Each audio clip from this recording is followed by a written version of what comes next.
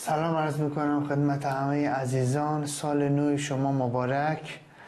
ما امروز اولین لایو سال 1403 رو داریم آغاز میکنیم با موضوع تمرکز در کسب و کار. مبحث بسیار جذابیه که میخوایم یه خورده کاملتر و جامعتر در موردش صحبت کنیم. ما موضوعات بسیار متعددی در زمینه کسب و کار داریم و یکی از جذابترین و مورد اغفال دارترین موضوعات موضوع تمرکزه. من میتونم به جرئت بگم تمرکز ناموس کسب و کاره. یعنی اگر من تو کسب و کار خودم نتونم تمرکز رو در تمام جنبه‌های خودش رعایت کنم، موفقیتی برای من حاصل نمیشه. ما امروز 5 مبحث رو عنوانوار خدمت شما توضیح میدیم که من چه مسائل رو باید روش دقت و تمرکز کنم و اصلا چی کار میتونم بکنم که این تمرکز من در کسب و کارم بالا بره. چون تمرکز دو بحثه، هم بحث تمرکز فردیه و هم تمرکز سازمانی. ما سعی کردیم ترکیبی از این دوتا رو امروز با شما در میون بذاریم، ببینیم به چه صورته، تا انشاءالله در لایف های بعدی بتونیم که مسائل رو ریزتر برخورد کنیم. خب بریم سراغ اسلایدامون، ببینیم امروز که 6 فروردین ماه 1403 و اولین لایومون در ماه مبارک رمضان هست چی برای ما در نظر گرفته شده. خب اولین مبحثی که میخوام درباره‌اش صحبت کنیم تعیین اهداف مشخصه. ما معمولا آخر سال که میشه یا اول سال که میشه شروع میکنیم یه سری اهداف برای خودمون تعریف کردن.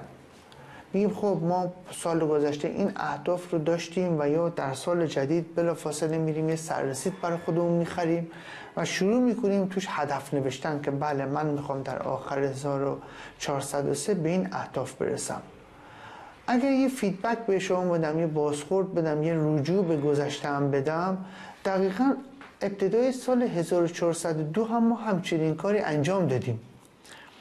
رفتیم یه سررسید خریدیم، بعد اهدافمون رو نوشتیم، بعد الان پایانش به انتها رسید 1402. آیا اون هدفهایی که در 1402 نوشتیم بهش رسیدیم؟ چرا همش به آینده نگاه میکنیم که نیامده؟ چرا به گذشته نگاه نمیکنیم که رد شدیم و کلی تجربه توش کسب کردیم، کلی اتفاق توش افتاده؟ چرا به اون گذشته نگاه نمیکنیم؟ بنابراین وقتی ما درباره موضوع تعیین اهداف مشخص صحبت میکنیم، باید اهداف مشخص ما قابل اندازه‌گیری باشه. اهداف مشخص ما باید قابل اندازه‌گیری باشه. چرا؟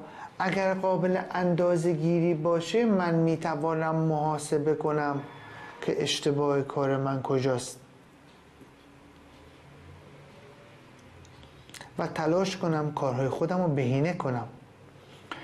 چون اینها مثل دومینو به هم وصلن. اگر من نتونم اهداف مشخص و قابل اندازه‌گیری و قابل دستیابی برای کسب و کار خودم تعریف کنم، نمیتونم منابع رو براش در نظر بگیرم که اون منابع بتونه کمک کنه تا من به اهدافم برسم. اگر من بگم بله من در دنبال این هستم که امسال مشتریانم رو 10 برابر کنم، خب یک هدف کاملا غیر واقعیه. اما وقتی بگم خیلی خب من اگر مشتریم 1000 تاست میخوام بکنم 1100 تا، این هدف یه خورده واقعی تره و میتونم براش منابع در نظر بگیرم و به سمتش حرکت کنم. مبحث دوم تمرکز بر اولویت هاست. ما در کسب و کار خودمون، در زندگی خودمون بعضی موقع اصلا نمیدونیم اولویتمون چیه. تشخیص این که اولویتمون کدومه رو نداریم. وقتی که نتونیم تشخیص بدیم اولویتمون کدومه، نمیدونیم چقدر باید زمان و ارزش واسه اون کار اختصاص بدیم. پس اگر ما بخوایم مبحث تمرکز بر اولویت ها رو یه خورده ریزتر صحبت کنیم، اینه که باید تشخیص بدیم که کارهایی که بیشترین ارزش رو دارن چی هن؟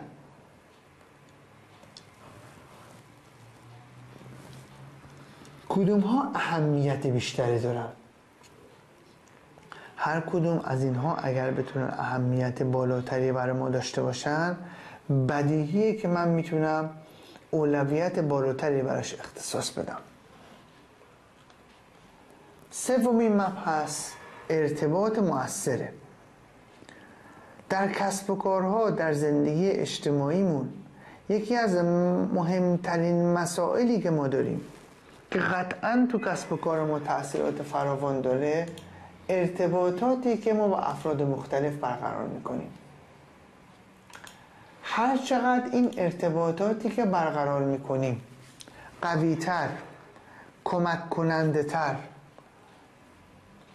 هماهنگی بیشتری داشته باشه، ما امکان و اطمینان بیشتری داریم که بتونیم تمرکز بهتری روی کسب و کارمون داشته باشیم، تمرکز بهتری روی کارهای اولویت دار کسب و کارمون داشته باشیم.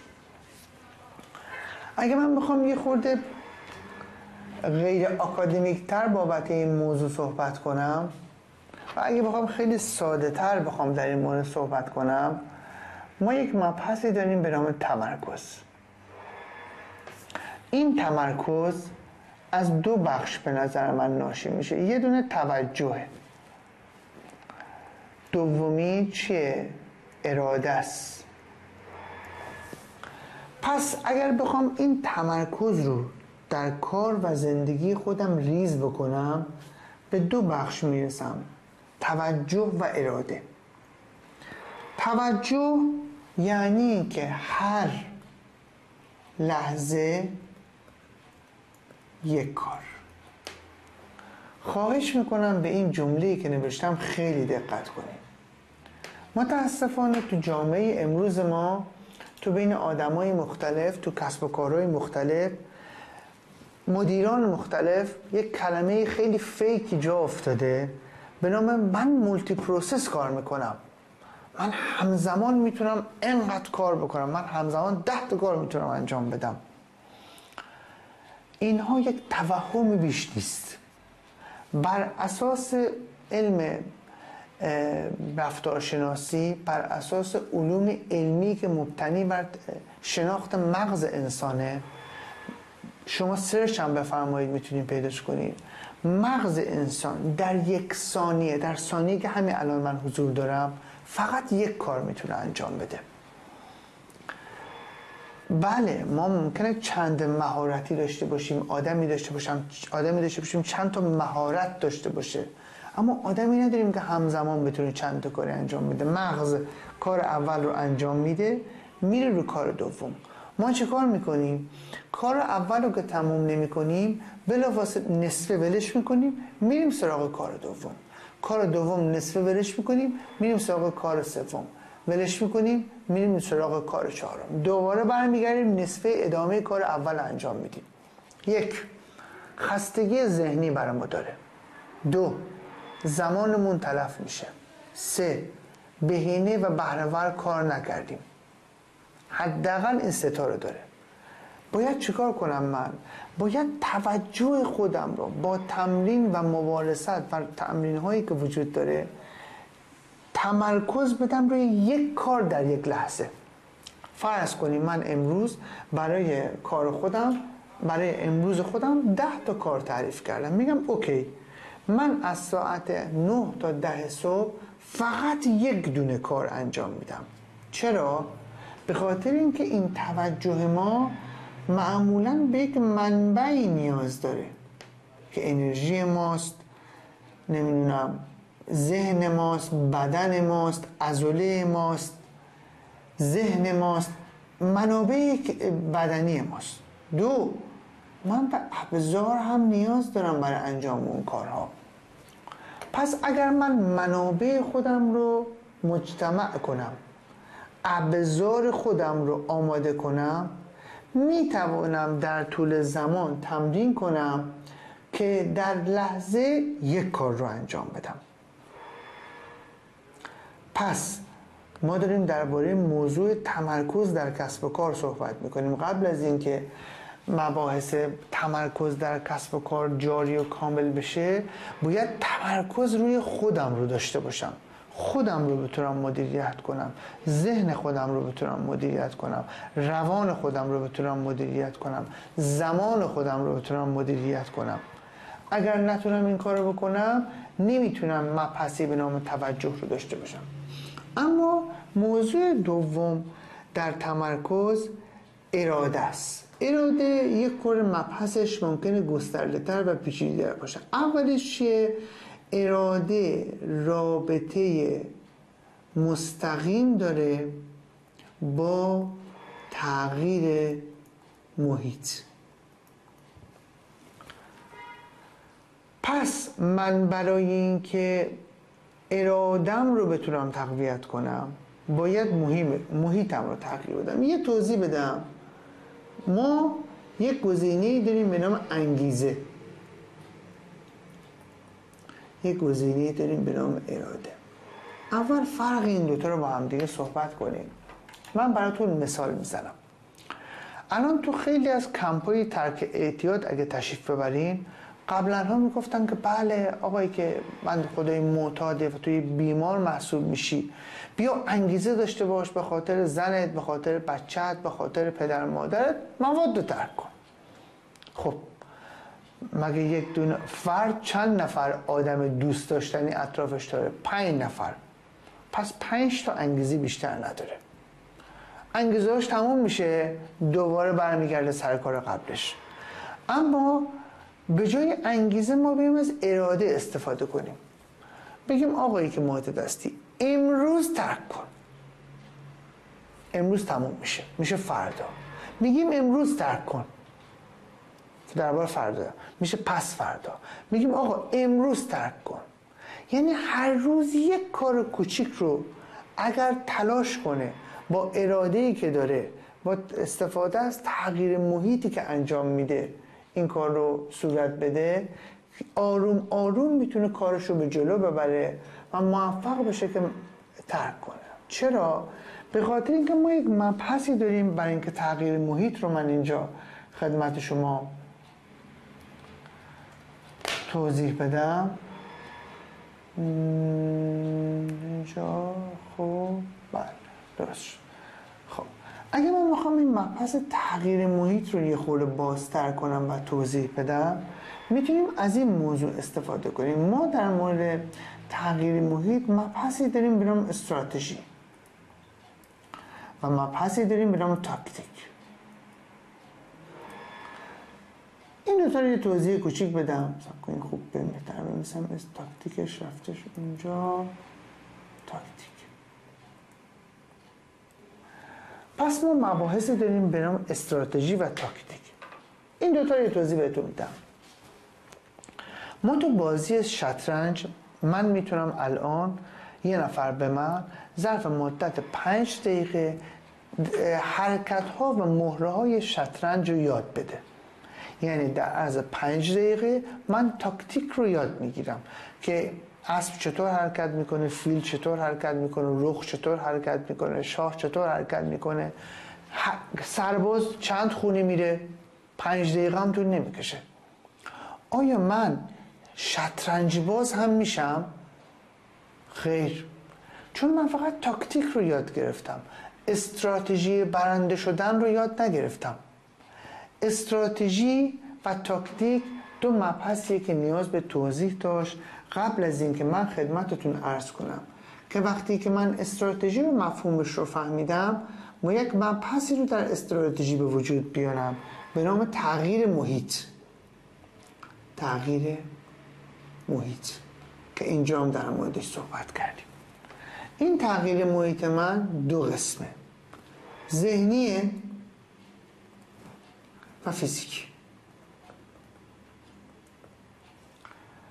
ذهنی است و فیزیکی که من باید اول با تقویت اراده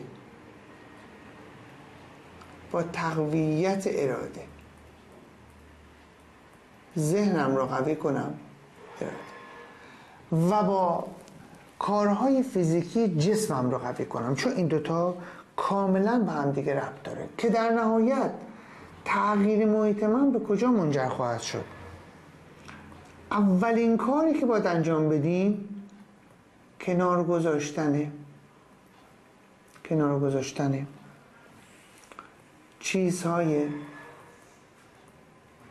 چیزهای بیفایده.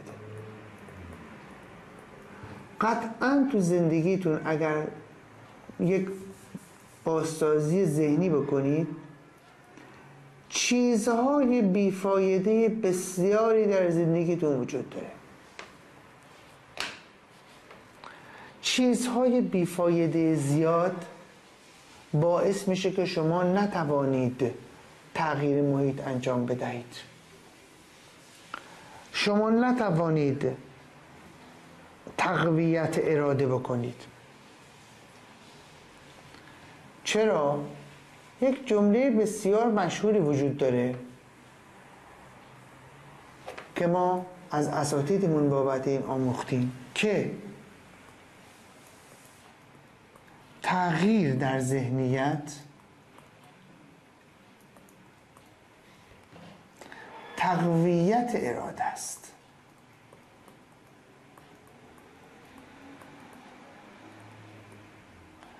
شما فقط همین یه جمله رو اگه بتونید در کار و زندگیتون پیاده بکنید، باورش کنید که چنین چیزی وجود داره که من قبل از اینکه هر چیزی رو تغییر بدم باید ذهنیت خودم رو تغییر بدم، ذهنیتم رو درباره هر چیزی که باید تغییر بدم. من میگم ذهنیت رو باید درباره چیزهای بیفایده تغییر بدیم. اگر یک نگاهی به خودمون بندازیم، یک نگاهی به کارهای روزمره‌مون بندازیم، یک نگاهی به اعمال و رفتارمون بندازیم، اتفاقاتی که برام به وجود میاد یه نگاه بهش بندازیم، میبینیم که بسیار چیزهای بیفایده‌ای در زندگی ما، در اطراف ما، در روابط ما، در کارهای ما، در برنامه‌ریزی‌های ما وجود داره که ما باعث مشغولیت ذهنی بر ما میشه.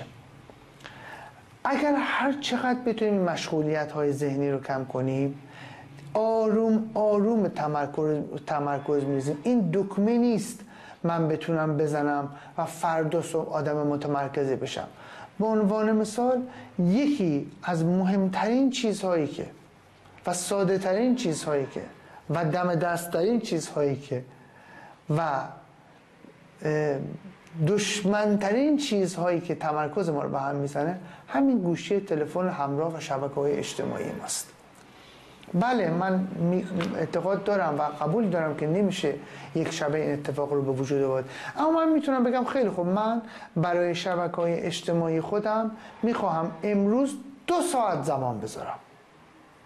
اوکی، شما 2 ساعت بشین هر کاری میخوای وقت تلف کنی روی اینستاگرام و جای دیگه انجام بده، اما فردا یه دونه آلارم برای خودت بذار، یه تایمر برای خودت بذار 1 ساعت و 59 دقیقه. گزینه‌هایی هم وجود داره تو خود اینستاگرام که به شما آلارم میده که شما مثلا از این مدت بیشتر کار کنی، مثلا آلارم میده که این اتفاق افتاده.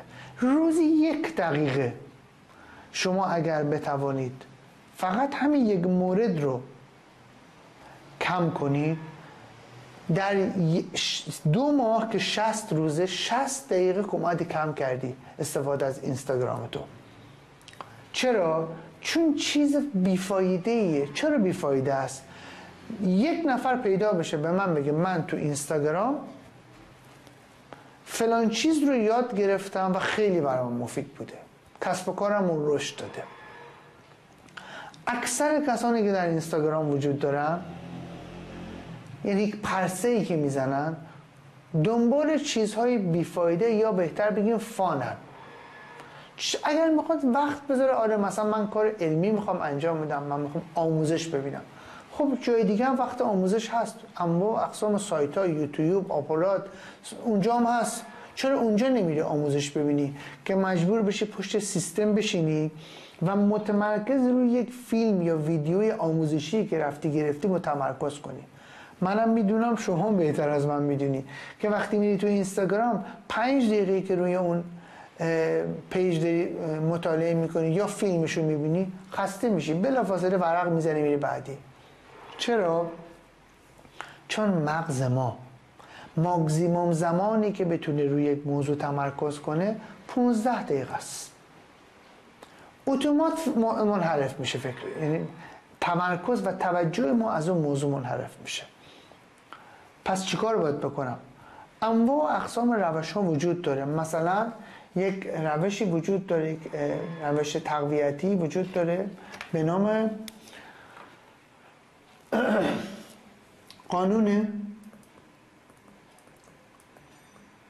پامودورو. این بنده خدا دانشمندی بوده، اومده رو مسئله تمرکز کار کرده، اومده یه قانونی گذاشته به نام پامودورو، به این صورت که به ازای هر 25 دقیقه‌ای که شما کار میکنی 5 دقیقه استراحت کن. بیاین برای سال جدید که همه تلاش میکنیم که ما سال جدید رو با قدرت شروع میکنیم، ما امسال دیگه میخوایم خیلی کارا بکنیم، من امسال میخوام برم زبان انگلیسیمو تقویت کنم، من امسال میخوام برم فلان کار رو انجام بدم، آخر سال میشه هیچ کدوم از کارا رو انجام ندادیم. موضوعی که امروز برای اولین روز سال، اولین لایو سال 1403 که 6 فروردین با شما در نظر گرفتیم همینه. چون من تا نتونم تمرکز رو در خودم و تمرکز رو در کسب و کارم به وجود بیارم، چیزی به نام رشد و موفقیت صورت نخواهد گرفت. پس بهتر اولین کاری که میکنم اینه که خودم رو گول نزنم و بیام با قوانینی که وجود داره، با موضوعاتی که وجود داره، با راهکارهایی که وجود داره، توجه و اراده خودم رو قوی تر کنم تا بتونم به تمرکز برسم. چرا؟ به خاطری که ما زوم آوتش کنم، اوکی، هر لحظه فقط یک کار میتونیم انجام بدیم و اگر من نتونم به وسیله استراتژی که طراحی میکنم محیطم رو تغییر بدم و چیزهای بیفایده رو کنار بذارم، نمیتونم اراده رو تقویت کنم و تا ذهنیتم رو تغییر ندم ارادم تقویت نمیشه. پس اینها مثل دومینویی هستن که به هم دیگه وصل شدن. من سعی کردم تو این چارت یه جوری ارتباط بدم که فردا روز شما ویدیو رو مجدد میبینید بدونید که داستان چیه. و یه راهکارم بهتون گفتم، قانون پامودورو. قانون پامودورو چی میگه؟ قانون پامودورو میگه که هر 25 دقیقه کار میکنی 5 دقیقه استراحت کن. به نظر من شما همین دوتا کار رو در سال 1403 از همین امروز شروع کنید و ادامه بدید که یکی حذف و کنار گذاشتن چیزهای بیفایده و استفاده از قانون پامودورو برای تقویت و تغییر در ذهنیت و تقویت اراده، این دوتا رو انجام بدید اتوماتیک زمانتون صرفه‌جویی میشه و مطمئن باشید پایان سال 1403 به موفقیت مربوطه خواهید رسید. خب بریم سراغ ادامه اسلایدامون، ببینیم که باز چه چیزی میتونیم در رابطه با تمرکز در زندگی و کسب و کار صحبت کنیم. اهداف رو گفتیم، اولویت هامون هم گفتیم، ارتباطات مؤثر، انعطاف پذیری. انعطاف پذیری در دنیای امروز و کسب و کار امروز یکی از ضروری ترین کارهایی که کمک میکنه به رشد و توسعه ما. چرا؟ به خاطر اینکه ما اگر نتونیم خودمون رو با تغییرات محیط که دربارش کامل توی اون گراف هایی که کشیدم براتون صحبت کردیم سازگار کنیم، نمیتونیم به سمت اهدافمون حرکت کنیم. جمله‌مو تکرار میکنم، به سمت اهداف حرکت میکنیم ما وظیفهمون به عنوان یک مدیر کسب و کار چیه؟ تعریف یک هدف گفتیم، تمرکز بر اولویت ها کامل من اینجا براتون تشریحش کردم. حرکت به سوی اون هدفه. باید حرکت بکنیم که ببینیم اشکال کار ما چیه. تا حرکتی صورت نگیره و من بشینم کمالگرایی بکنم، رویا پردازی بکنم، بگم ما یک ضرب المثل تو مازندران داریم، ترجمه فارسیشو خدمتتون میگن که مثلا طرف باید سیر و سرکش آماده باشه که میخواد یه سیر ترشی درست کنه. خب این که خیلی کار راحتیه و میدونیم و دیدیم و اتفاق افتاده و با سن و تجربه‌ای که داشتیم لمس کردیم این موضوع که هیچ وقت این اتفاق نمیفته که همه چی آماده باشه من میخوام یک کاری رو بکنم.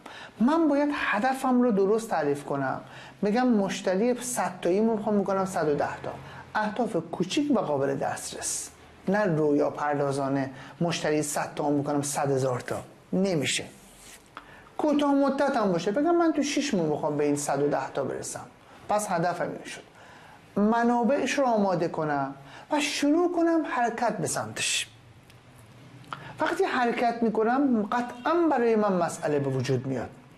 شروع میکنم رفع مسئله، آزمون خطا، چالش، تمرکز، تقویت اراده، تقویت ذهن. اینها چیزهای جدا از همین نیستن، کاملا به هم دیگه وصلن، مثل یک زنجیر و حتی به هم پیوستن مثل یک دومینو. من نمیتونم اینها رو از هم تفکیک کنم. پس در مورد انعطاف پذیری هم گفتیم و آخرین کلیدی که میخوایم در رابطه با این موضوع صحبت کنیم که کاملا به مسائلی که تا حالا صحبت کردیم ربط داره، توسعه مهارت هاست. قبل از اینکه این توسعه مهارت ها رو خدمتون توضیح بدم، همین الان خاطرم اومد که دو تا کتاب خدمتون معرفی کنم در رابطه با تقویت ذهن، شاید براتون مفید فایده باشه. یک کتاب هست به نام ذهن حواس جمع، کتاب بسیار خوبیه، کمک میکنه، یک سری راهکارها بهتون میده که این راهکارها کمک کنه که تلاش کنین ذهنتون رو جمع کنین، چون ما تا نتونیم تمرکز روی خودمون، تمرکز رو ذهنمون داشته باشیم، تمرکز رو مغزمون داشته باشیم و بتونیم مغزمون رو کنترل کنیم، نمیتونیم پیشرفت کنیم. یه نکته خیلی مهم درباره مغز، حالا سعی میکنم یک لایف و تو این زمینه بذارم. مغز برای موفقیت ساخته نشده، مغز برای بقا ساخته شده.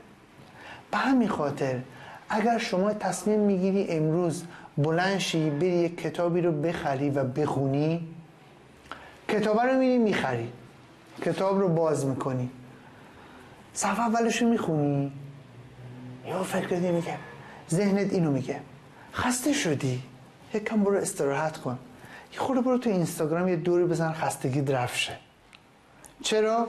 ذهن نمیخواد شما به خودش بهش فشار بیاری، همش حالت ریلکس بودن، استراحت کردن، چارچوب داشتن رو دوست داره. اما شما باید چیکار کنی؟ بگی من امروز تصمیم گرفتم 10 صفحه از این کتاب رو بخونم. 10 صفحه تموم شد، کتاب به من، هیچ کار دیگه نمیخواد بکنیم. فردا 10 صفحه از کتاب رو بخون، پس فردا 10 صفحه از کتاب رو بخون، در جای مشخص، در زمان مشخص. مثلا من از ساعت 10 صبح تا ساعت 11 برای این 10 صفحه وقت میذارم، از 10 تا 10 رو واسه این 10 صفحه وقت میذارم.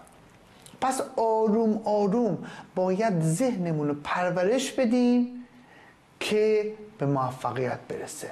ذهن اصلا دوست نداره شما خسته بشی و اذیت بشی. یه مثال دیگه براتون میزنم.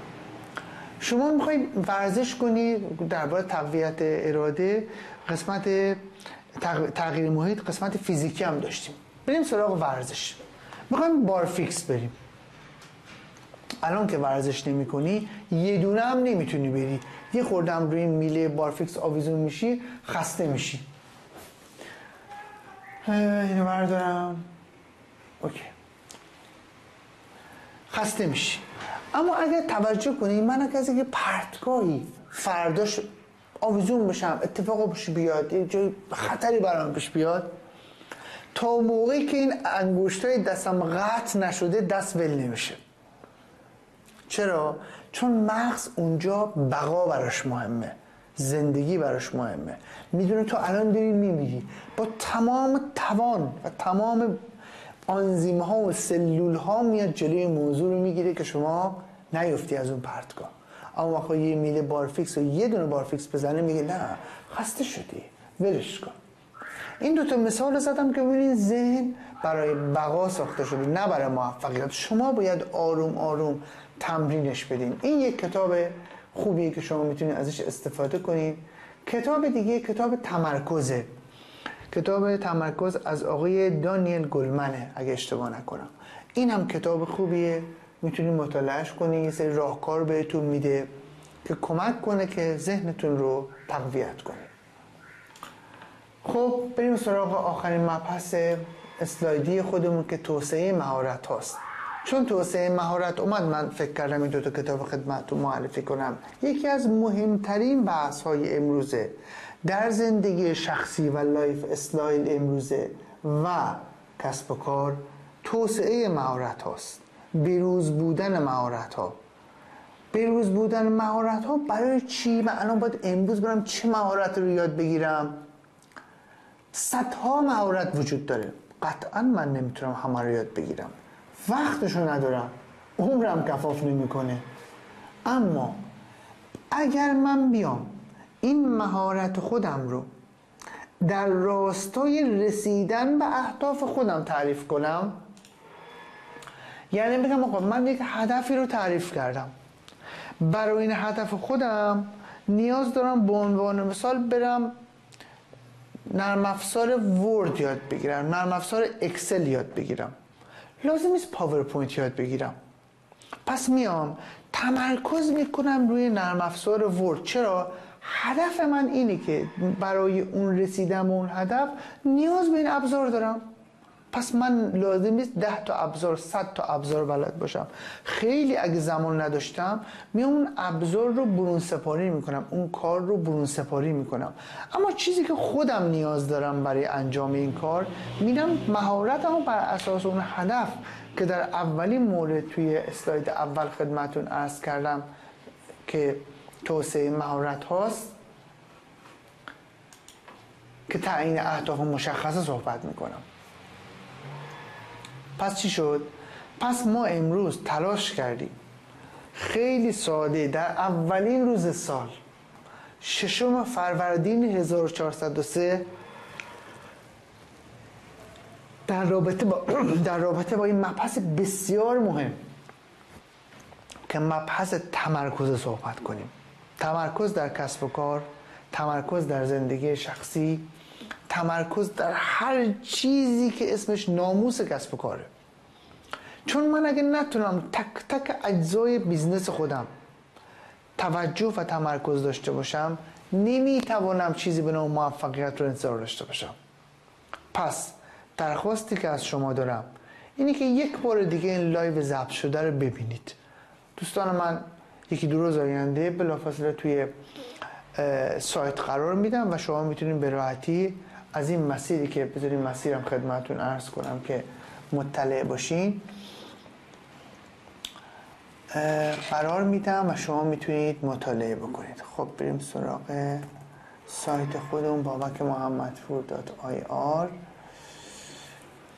اگر تو قسمت پخش زنده تشریف ببرید، همزمانی که اطلاع رسانی های لایو های ما رو میتونید اینجا ملاحظه کنید. چه لایو برگزار میشه و اطلاع رسانیش برای شما انجام میشه. اینجا دوستان من لینک رو نذاشتم ولی لینک رو تا فردا اینجا قرار میدن که شما بتونید از طریق رسانه و آرشیو لایو ها تمام لایو های برگزار شده ضبط شده قبلی رو ببینید و با زدن دریافت لینک به راحتی اون رو دریافت کنید. پس درخواستی که ازتون دارم حتما وقت بذارید این مطالب رو. خیلی خلاصه فکر کنم نیم ساعت هم لایو ما بیشتر زمان نبرد. یه بار دیگه مطالعه کنید، یادداشت کنید که چه چیزی برای امسال نیازه و از همین امروز با تمرکز کارتون رو شروع کنید. نه اینکه یک سال بگذره دوباره اسفند 1403 برسه بگیم کاش این کارا رو انجام میدادیم. خب الان شروع کنیم دیگه. یک کار، نمیگم هفته یک کار، اگه چه میدونم ماه یک دونه کار انجام بدید که باعث تمرکز. در یک سال 12 تا کار انجام دادیم، من بهتون قول میدم 12 تا کار جهش براتون ایجاد میکنه. دیگه نمیخوام خیلی ایدئال گرایانه برم جلو بگم هر هفته یک کار، 52 تا کار، ماهی یه دونه کار. بگین این ماه من تمرکز کردم روی کاهش استفاده از شبکه‌های اجتماعی، این ماه تمرکز کردم روی یک دونه آموزش، من میخوام این ماه فروردین برم آموزش ورد ببینم. فقط همین یک کار، هیچ کار دیگه ای نمیخوام بکنم، چون توضیح دادیم اونجا که ما فقط مغز میتونه یک کار رو در آن واحد انجام بده. پس ما بیایم 3 تا کار تعریف کنیم، 3 تا کار رو در طول ماه تقسیم کنیم، 2 تا کار تعریف کنیم در طول ماه تقسیمش کنیم، یه دونه کار در طول ماه تقسیمش کنیم. حداقل میدونیم پایان کار به یک نتیجه مطلوبی رسیدیم و پایان سال به یک نتیجه خیلی مطلوب تر رسیدیم. خیلی ممنونم از همه دوستان که حضور داشتن. ما منتظر نظرات شما هستیم. لایف های ما ضبط میشه، در سایت بارگذاری میشه. امروز یه مسئله فنی داشتیم که نتونستیم تو اینستاگرام همزمان لایفمون رو برگزار کنیم، اما واسه دفعات بعد حتما این کار رو انجام میدیم. ممنونم که با ما بودین، سپاسگزارم. ممنون میشم که لایف های ما رو به اشتراک گذاری میکنین. لایف های ما رایگان است، در خدمت همه، و ما تلاش میکنیم مباحثی رو که به درد جامعه ما میخوره، به درد کسب و کار ما میخوره، خیلی ساده و روان بیان کنیم که قابل استفاده باشه. ممنون از شما، با امید دیدار تا هفته آینده.